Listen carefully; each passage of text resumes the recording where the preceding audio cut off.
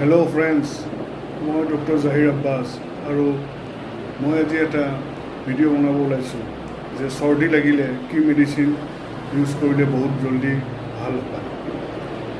তো চৰ্দি লাগিলে হেল্ল' ফ্ৰেণ্ডছ, মই ডক্টৰ জাহিৰ আব্বাছ আৰু মই আজি এটা ভিডিঅ' বনাব ওলাইছোঁ এই যে চৰ্দিৰ বেমাৰটো, এই বেমাৰটো যে কি ঔষধ, হোমিঅ' ঔষধ ইউজ কৰিলে বহুত জলদি আৰোগ্য পাব পাৰি।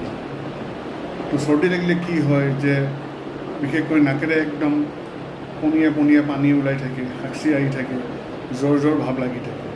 তো এনেকুৱা ক্ষেত্ৰত এলিয়াম চেপা 30 ঔষধটো দিনে দুবাৰকৈ 2-3 টোপাল 1 চামুচ পানীৰ লগত মিলাই খাব পাৰে।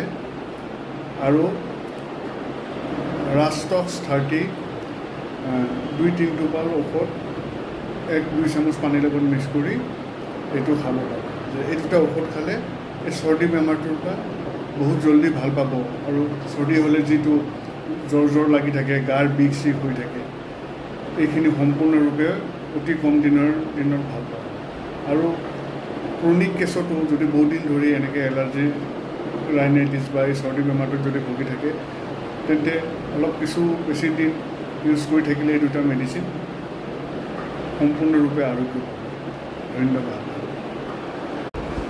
আৰু ইয়াৰ লগতে কুহুমীয়া গৰম পানী খাব আৰু ৰাতি খোৱাৰ আগতে গাৰ্গলিং কৰিব। আৰু বেছিকৈ ভাতৰ লগত কেঁচা নিমখটো নোখোৱাই ভাল। আৰু কিছুমানৰ কি হয় যে চৰ্দিটো লাহে লাহে পকি কেনে কেতিয়াবা চৰ্দিটো যাই কেনে বুকুত কফ হিচাপে বহে।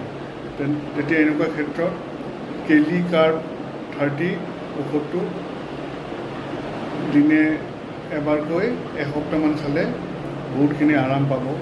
আৰু যদি জ্বৰ ভাৱ যদি লাগি থাকে, তেন্তে একোনাইট 30 ঔষধটো দিনে দুবাৰকৈ ডেইলি 4-5 দিনকৈ খালে ভিতৰত লাগি থকা এনেকৈ জ্বৰ ভাৱ লাগি থকা বেমাৰটো ভাল পাব।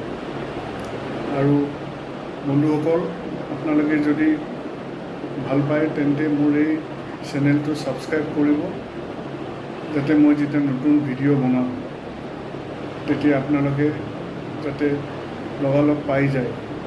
আৰু আশা কৰিছোঁ আপোনালোকে এই ভিডিঅ'টো চাই বহুতখিনি লাভৱান হ'ব। আৰু মোৰ গুৱাহাটী